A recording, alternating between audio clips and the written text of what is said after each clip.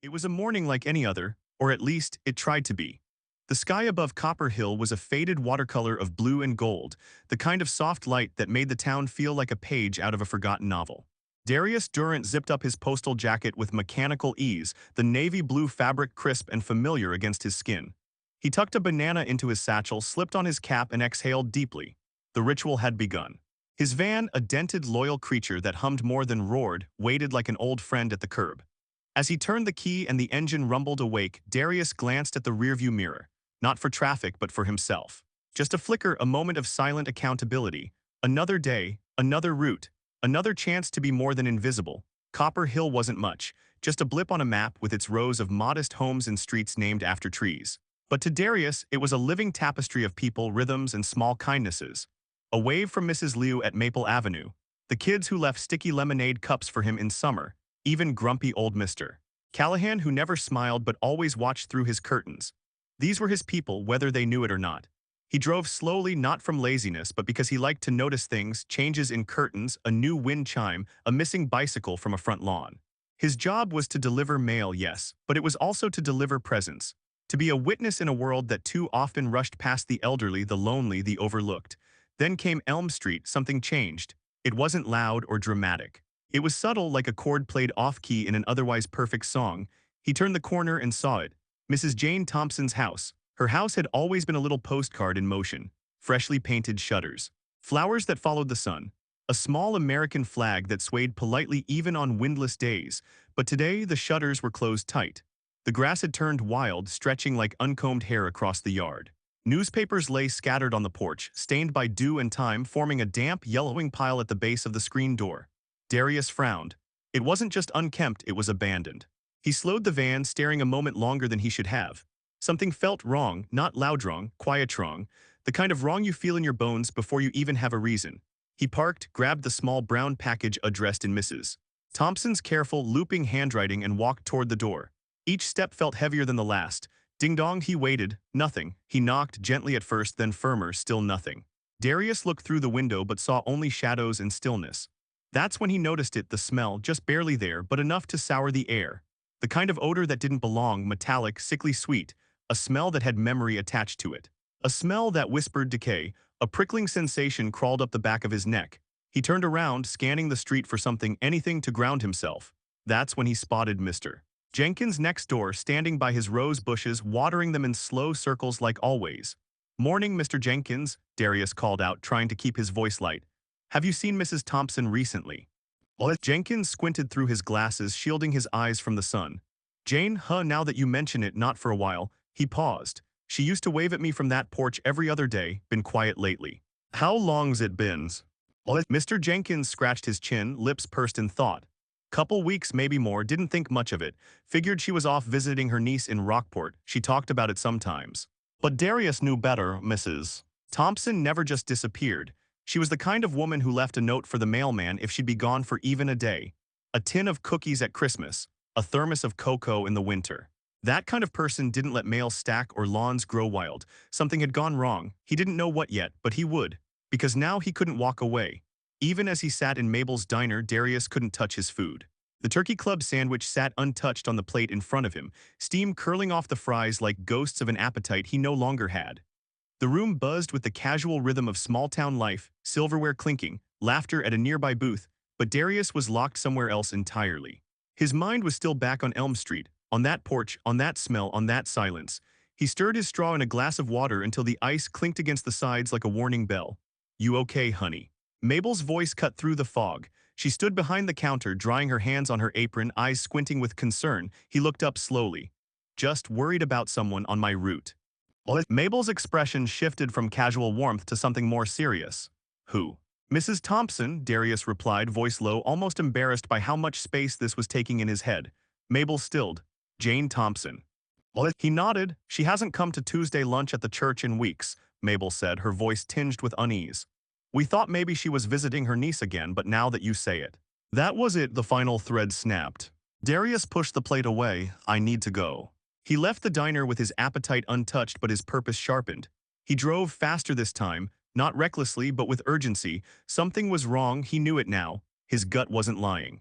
Back on Elm Street, the house looked worse under the afternoon sun. Decay had a way of hiding in morning mist, but by midday it was honest, brutal, unforgiving. The porch sagged a little more, the air smelled sharper. The newspapers were now half dissolved into wet, papery sludge.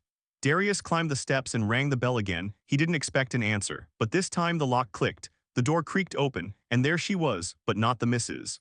Thompson he remembered. Not the woman who offered him cocoa in winter and garden updates in spring. This woman's eyes were dull and distant, her silver hair tangled and slicked with oil. Her robe hung off her frame, stained and wrinkled.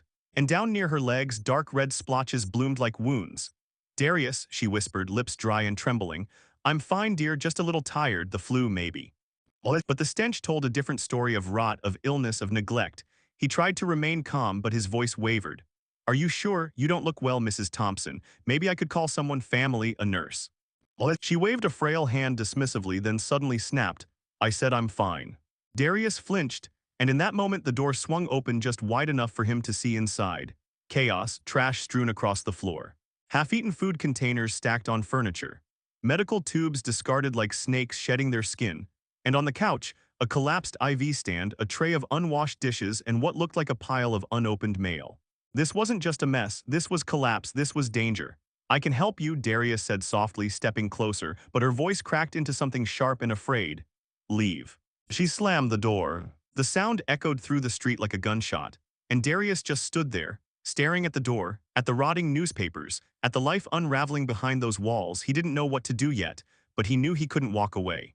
Not again. Darius sat in his van unmoving. The engine had gone quiet, but inside him a storm brewed louder than ever. His hands still gripped the steering wheel, but his knuckles were white. His breath came shallow. He could still see her, Mrs.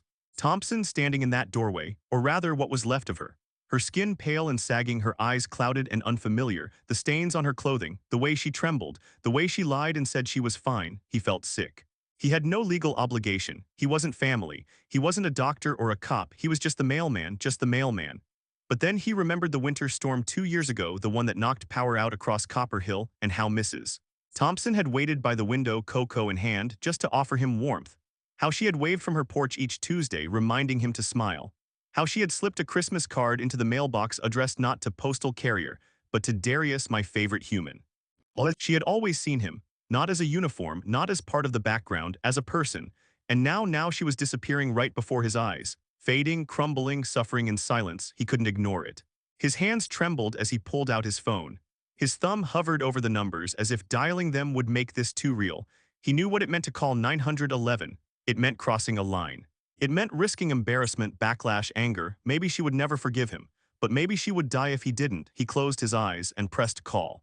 The dispatcher's voice was calm and professional, but Darius's own came out choked and panicked. He told her everything: the mailbox, the porch, the smell, her vacant stare, the red stains, the slurred speech, the chaos inside. "Please," he said at the end, voice shaking, "someone needs to check on her. She's not okay, she's not safe." An officer was dispatched, so was an ambulance, and all Darius could do now was wait. The sirens came fast, cutting through the sleepy quiet of Copper Hill like a knife through cloth. Neighbors poked their heads out of curtains. Children stopped playing, and Darius stood on the curb, heart pounding, watching the scene unfold. The officers knocked. No answer. They broke the door. What they found inside would haunt Darius for the rest of his life. Mrs. Thompson collapsed on the floor, barely breathing, her skin cold, her lips dry and cracked. She had been alone for days, maybe longer. A cancer patient discharged too early from a hospital that could no longer hold her. Sent home with instructions and hope, but no family, no caregiver, no nurse to check in, just pain, just silence, just slow, invisible dying. She had no one until Darius. The paramedics worked quickly.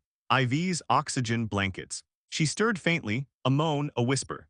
And as they lifted her onto the stretcher, her head turned just slightly toward the door. Darius stepped closer. For a brief second, barely more than a flicker, her eyes seemed to recognize him. Not clearly, not fully, but enough. And in that moment, Darius understood something he'd never been trained for. Sometimes being a hero doesn't look like sirens or capes. Sometimes it looks like noticing the silence. Ringing the doorbell twice, asking again, trusting your gut, and picking up the phone.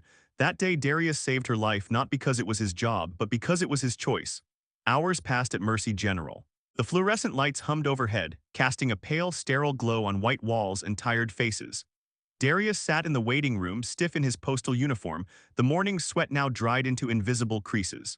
He wasn't family, not legally, not by blood, just the mailman, but no one else had come. He paced, sat, stood, paced again. Every time the ER door opened, his heart lurched, but it was never for him. Until finally a doctor appeared, young, dark-haired, her eyes rimmed with the exhaustion of too many shifts. She looked at him a moment too long, as if weighing something behind her clipboard, then she nodded. "She's stable now," she said. "Come in." Just for a moment. The room was quiet but heavy, thick with beeps, soft hissing oxygen, and the stillness of someone caught between two worlds. Mrs. Thompson lay in the bed, barely recognizable. Her skin hung pale against the bedsheets. An IV line snaked from her arm, a heart monitor blinked in rhythm as if measuring borrowed time. Darius pulled up a chair and sat beside her. He reached out, hesitating, then he took her hand. It was cold, fragile, paper-thin. And he whispered, "I'm sorry I didn't come sooner." He didn't expect anything, not movement, not a response, but after a long moment her eyes fluttered. "Darius," she rasped, her voice like dry leaves. What happened?" He felt his throat tighten, his eyes blur. "You're safe now," he said softly. "I called for help, you were sick, but you're going to be okay." She blinked slowly, a tear slipped down her cheek, so did his. In the days that followed, the truth came into focus like bruises surfacing on skin. The doctors told him what she hadn't been able to say. She had been battling cancer alone. The hospital had discharged her too soon. Her insurance had run out. Promised home care never came. No family, no children, no next of kin, just an old woman with chemo in her veins and too much pride to ask for help. But there was hope. Her condition, while serious, was treatable. The cancer hadn't spread beyond recovery. There was still time if she wanted to fight. She did. When the doctor brought up the cost of treatment, the number was a punch to the gut. Darius swallowed, heart pounding. "I'll cover it," he said. The doctor blinked. "You mean the copay?" "I mean all of it, whatever isn't covered. We'll figure it out. She doesn't fight this alone." He wasn't alone in this belief. When word spread through Copper Hill, something extraordinary happened. Neighbors who hadn't spoken in years began organizing. A donation page was launched by a teenager who had once trick-or-treated at Mrs. Thompson's door. Local businesses chipped in. The church held a fundraiser. Meal trains, rides to appointments, cards, flowers, a handmade quilt with every neighbor's name stitched into the lining. Because everyone had a memory of Mrs. Thompson. And everyone knew Darius was right. She deserved more than silence. And Darius came every day, after his route, before work, on Sundays, on holidays. He brought crossword books, ginger tea, a framed picture of her rose garden he'd taken on his phone. He sat beside her while she slept, read old letters to her, talked about things that didn't matter, just so she wouldn't feel forgotten. And slowly, like spring returning to a frostbitten field, she came back. Her cheeks regained color. Her eyes found light again. She laughed once, really laughed, at a joke he made about hospital food. It wasn't perfect, but it was life. It was healing. One day as he was leaving, she grabbed his hand and said, "You knocked, twice, that's all it took. Everyone else just walked away." He smiled, eyes damp. "Sometimes," he said, "being a hero doesn't mean saving the world." She squeezed his hand. "Sometimes it just means noticing when the mail isn't picked up."